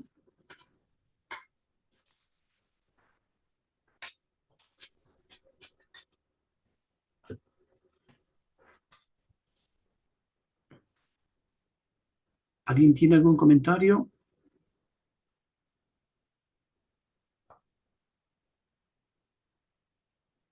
¿Pregunta? Por favor, Gino, adelante. Gracias. No, gracias más bien, Ángel, por esta forma de ver las cosas que personalmente veo que puede ayudar mucho en hacer reflexiones en cada momento, en cada oportunidad que tenemos que dar algunas clases, ver otros aspectos más que tal vez no los veíamos. Eso es lo que yo puedo cosechar hoy día. Gracias. Gracias, Gino. Sí, me agrada mucho el comentario que realizas, ¿no? ¿Alguien más quisiera compartir algo? Ahí tenemos a Daniel Vega que dice: muchas veces no nos tomamos el tiempo para reflexionar y menos para probar alternativas. La docencia es un espacio de contrastación, de hipótesis, diría yo, ¿no? Porque todos tenemos una idea, todos tenemos una noción de cómo pensamos que va a ser la clase que estamos desarrollando. Esa idea, pues, la llevamos a la práctica y de verdad deberíamos reflexionar sobre eso que pasó, ¿no? No se trata de ir a cumplir la hipótesis que habíamos de repente concebido inicialmente, ¿no? Sino de contrastarla de allí mismo. Gracias, Daniel. Peter, por favor, adelante. Ya, muchas gracias por su exposición y justamente lo que me preguntaban. Algunas veces cuando creamos videos, o sea, videos educativos, esa parte es muy importante, la parte del análisis del material que estamos creando. O sea, cuando hay algunos videos que he creado para dar clases y tengo que revisarlos una y otra vez para ver si a mí mismo me convence como es, o sea, tanto como el que está creando como docente, o sea, para ver si se entiende bien la idea. Y en la edición, un video de 5 minutos puede durar hasta, o sea, no sé, un día, 2 días pensando si está bien y todo eso, ¿no? Después hay que escuchar todavía la opinión de los estudiantes para ver si es que han aprendido o no, todavía no. Entonces es bastante complejo. Exactamente, Peter, ¿no? Yo diría que quienes estamos en el ámbito de la docencia tenemos algo de obsesivos, ¿no? Porque estamos buscando mejorar en todo momento. Después de todo este ejercicio, yo me sentaré, iré a mirar lo que ha pasado, miraré la situación, entenderé, explicaré, etcétera, y procuraré tener una mejor posibilidad de intervención en otra ocasión, ¿no? Creo que esta es una actitud en todo caso en el ejercicio de la docencia, ¿no? Y es que, perdón que diga, es que esto es de alguna forma ser docente. Ustedes son especialistas en su ámbito del conocimiento y han optado ingresar a otra área, a otro ámbito del conocimiento, ¿sí? En este ámbito del conocimiento es imprescindible reflexionar sobre el hecho, sobre la enseñanza, sobre el aprendizaje, sobre sus condiciones. Sin duda es una tarea inherente a la condición de docentes. Si no terminan haciendo esto, son muy buenos especialistas, se los aseguro, pero el camino por la docencia también los invito a que se pueda cursar, ¿no? Jorge Denis Jarandilla pregunta, dice, ¿cómo podríamos hacer esto con las evaluaciones con gamificación? Bueno, en este momento no estamos hablando todavía, ¿no? de actividades propiamente educativas, de estrategias, ¿no? Pero cualquier tipo de intervención en aula tiene que ser y puede ser motivo de reflexión. Mucho más estrategias activas como la de gamificación, ¿no? Esta estrategia de trabajo, pues, moviliza al curso, pone en situación de actividad. Allí afloran no solamente conocimientos, también habilidades y también actitudes. Entonces uno tiene que estar muy al pendiente al observar estos asuntos y claro, dimensionar la respuesta educativa que tiene que tener, ¿no? De hecho, estas actividades como la gamificación nos permiten a nosotros mirar lo que no podemos mirar cuando estamos haciendo una exposición, cuando estamos haciendo una actividad de procedimiento, ¿sí? Es en el juego, y ustedes me darán la razón cuando juegan un partido de fútbol, donde terminamos de ver el comportamiento actitudinal de las personas, ¿no? La capacidad de manejo de las emociones, la capacidad de manejo de las victorias, de las derrotas, etcétera, ¿no? Entonces, va por ahí el asunto, ¿no? Más no podría decir, Jorge, porque esta no es una sesión de estrategias, ¿no? Pero sí invitaría a propiciar esta diversificación de actividades. Gracias, Martín, un gusto encontrarte por aquí. Siempre es un gusto, Martín. Bueno, si no hay nadie, y por favor, Marco, adelante. Gracias. Perdón. A modo de complementación, ¿no? Y me quedó el ejemplo que citaba con respecto al docente que cambió de actitud a último momento cuando tenía que hacer un trabajo grupal y decide dar las respuestas, ¿no? Quizás esto parte también de verse intimidado en cierto momento en ser cuestionados respecto a sus conocimientos, porque muchas veces hay docentes que con lo que han aprendido en joven siguen dando la temática, la didáctica hasta en adultos, no existe la actualización. Entonces, parto yo de que el mismo hecho de ser docente implica más bien ir formándose constantemente acorde a la modernidad, a las nuevas herramientas que están disponibles, que muchas veces son de más accesibles a la juventud que para las personas adultas. Es un poco más duro, ¿no? Acoplarnos o acomodarnos a estas herramientas virtuales, más que todo. Entonces, yo pienso, ¿no? Que hablamos de la conformidad y de la motivación. El hecho de ir superándonos cada día es un aliciente, ¿no? Para ir más motivado y estar a la vanguardia o a la par de nuestros jóvenes estudiantes y no tener miedo a ser cuestionados respecto a nuestros conocimientos.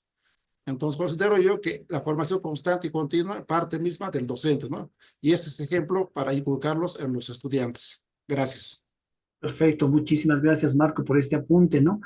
Necesitamos mirar a nuestro estudiante. Los que están en pregrado de manera particular tienen que mirar a este estudiante porque es el sujeto que aprende, no es el sujeto central y protagonista del proceso. A veces les planteo este desafío a las personas, ¿no? Docentes, y les digo, a ver, ¿tú piensas igual que tu mamá, que tus papás? ¿Tú piensas que el mundo es igual como lo concibe, como lo ha visto, como lo ha vivido tu mamá, tus papás, tus abuelos? Y me dice inmediatamente, me dice, no, no, mis papás tienen una forma de pensar, mis abuelos tienen una forma de pensar, etcétera. ¿Y por qué a veces nos cuesta entender que las generaciones que están por debajo tienen otra forma de concebir, otra forma de vivir la vida y otra forma de apropiarse de la vida y de la realidad? ¿Por qué queremos que aprendan desde nuestra propia lectura y comprensión y formas de entender la vida? Ellos tienen la suya como nosotros tenemos la nuestra respecto a los que nos preceden, ¿verdad? Entonces, es un ejercicio importante a realizar, es cómo es este estudiante que tengo, cómo es el sujeto que aprende. Algunos de nosotros de repente tenemos la posibilidad de estar a una generación. Algunos de nosotros estamos a 2 generaciones de nuestros estudiantes. Además, estamos en una época donde la tecnología, como muy bien apuntaba el compañero, ha cambiado radicalmente las cosas. Ya no somos nosotros la fuente exclusiva de conocimiento como de repente fueron los maestros de nuestros papás o de nuestros abuelos. Ya no hay esa cuestión, que no significa que no debemos ser expertos, ¿no? Pero significa que debemos compartir con otros espacios. Tenemos que conocer muy bien esos otros escenarios donde hay conocimiento y propiciar que nuestros estudiantes vayan a esos espacios. No esperemos tener nosotros la verdad absoluta y completa de todo el conocimiento. Creo que eso es imposible de poder hacer. Propiciemos el día, seamos expertos en diseñar actividades. Ese es de repente un elemento importante ahora. Es facilitar, por supuesto, pero también diseñar actividades. Con este curso de inteligencia artificial que ustedes van a dar, y seguramente que muchos ya manejan esto, van a terminar de confirmar que ahora nuestro rol está en lo humano, en hacer que en hacer que ese conocimiento que ahora está diseminado y que está concentrado en otros espacios pueda ser apropiado desde las categorías, desde los valores, desde los requerimientos humanos que tenemos, ¿no? Eso solamente lo va a dar otro ser humano.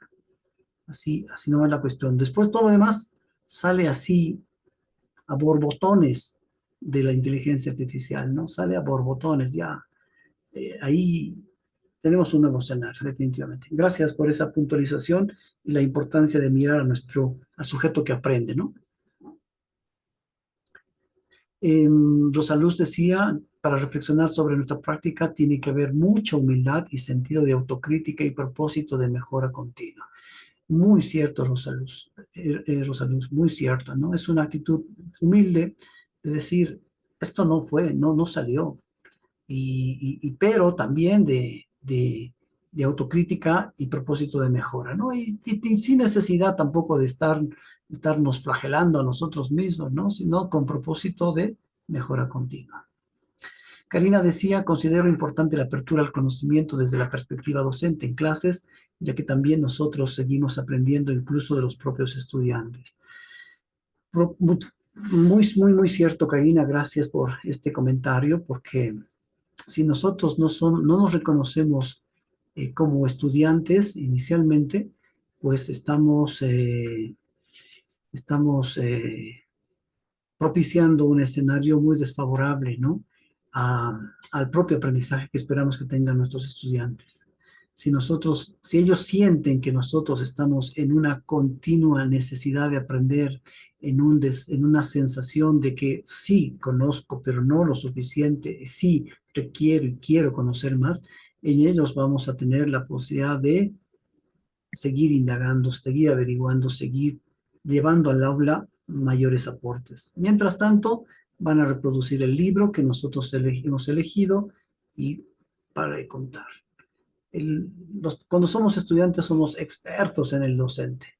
Lo primero que hacemos es estudiar al docente y decir, ah, con este docente puedo hacer esto, puedo no hacer esto. Es más, yo sé cómo voy a poder aprobar esta materia. Y así somos los primeros estudiados los docentes cuando estamos en esa condición.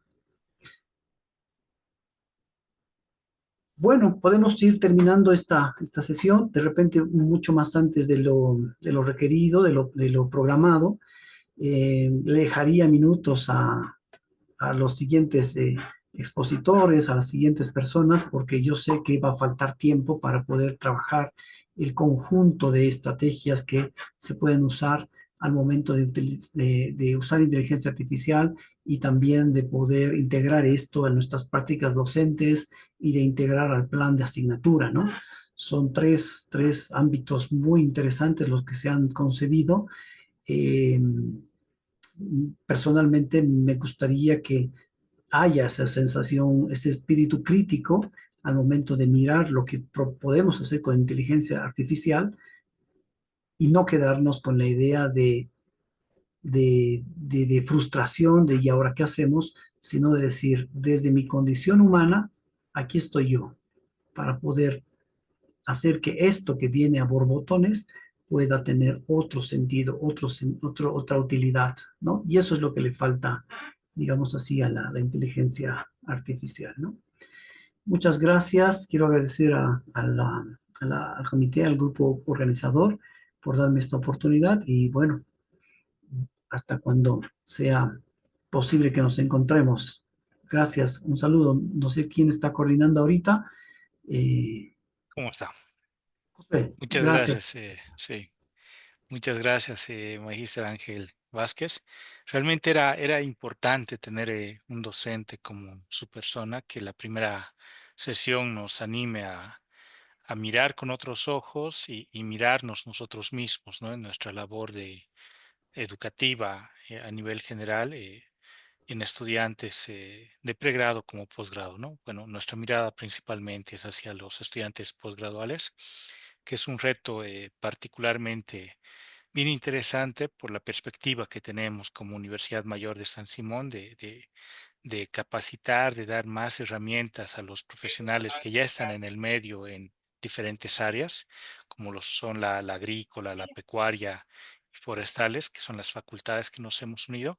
Entonces, estas miradas nos ayudan bastante a reflexionar nuevamente nuestro rol y la perspectiva que tenemos hacia adelante, ¿no? Las consultas que hacían algunos de los colegas, totalmente válidas en torno a las herramientas como la inteligencia artificial, la gamificación, por ejemplo, también las hemos concebido, ¿no? El día de mañana y pasado vamos a estar con un ingeniero experto en la temática que con gusto lo vamos a estudiar a él y estudiar también los contenidos que nos va a facilitar, porque realmente la inteligencia, yo soy un amante de la inteligencia artificial, de la gamificación, pero ya nos ha ganado, ¿no? Es increíble el avance tecnológico que esto ha tenido y la velocidad nos ha sobrepasado, ¿no? Entonces vamos a estar viendo eso, vamos a ir viendo tema de criterios también con Jason Aguilar de la Escuela Universitaria de Posgrado. Él nos va a hacer tomar cable a tierra, porque mañana y pasado nos vamos a emocionar con todas estas herramientas. Así es. Después con Jason vamos a ver la parte ética, por ejemplo, de su manejo, la aplicabilidad en la educación posgradual. Y finalmente vamos a aterrizar también con otro de los capos que hemos conseguido, Jorge. que nos está Ah, colaborando, con Jorge Federico Grigorio, que es tremendo ujú. eminencia en su área, ¿no? Entonces vamos a ver cómo aterrizamos en nuestros planes de clase, en nuestros planes globales, usando todo esto que nos están facilitando. Bueno, esa es un poco la perspectiva. Fruto final de este pequeño curso es que nuestros estudiantes, docentes, colegas presenten un plan global usando estas nuevas herramientas y así innovemos también nuestras clases posgraduales en las diferentes facultades. Estamos dando un paso bien interesante como facultades que estamos un poquito lejanas de la centralidad. En la centralidad las facultades están a otro ritmo, ¿no? Nosotros por nuestras áreas académicas estamos más en el campo, en la granja. Estamos más en contacto, digamos, práctico y realmente la virtualidad nos ha llegado de sopetón. Entonces estamos tratando de ponernos al ritmo, tratando de imbuirnos de nuevas temáticas, de sensibilizarnos al respecto y en ese sentido le agradecemos mucho, Magister Ángel. Realmente he quedado satisfecho con los contenidos, seguramente los colegas también. Esperamos poder contar con su colaboración en otra oportunidad. Estamos pensando en institucionalizar el curso a nivel de la UPG. Todavía este es un curso piloto, pero luego lo vamos a institucionalizar como tiene que ser, ¿no? Entonces, en ese sentido, muchísimas gracias a todos, que tengan buen descanso de jornada. Mañana nos reencontramos a las 7 de la tarde, noche. Y bueno, pues cualquier consulta y demás, los estamos habilitando en el Moodle también. Vamos a ir solicitando a los docentes que vayan compartiendo algunos materiales. Mañana va a haber harta dinámica al respecto. Mañana les vamos a compartir sus usuarios y contraseñas. Los que no han llenado el formulario, por favor, hasta mañana, hasta las 10 de la mañana, mediodía máximo, llenen el formulario para que les generemos sus claves de acceso. Si es que no hay alguna consulta, nos vemos mañana. Yo solamente quisiera agradecer, Josué, y simplemente decirles, aprovechen esta oportunidad que tienen con los 3 expositores siguientes. Definitivamente son expertos en lo suyo y claro, va a ser una muy buena ocasión para entrar, para refrescar, para profundizar en cosas que quizás no podemos ineludir, ¿no? Eludir. En realidad es una realidad que no podemos dejar de lado. Gracias. Muy buenas noches por mi parte. Muy buenas noches. Que descansen, colegas. Nos vemos mañana. Dios mediante.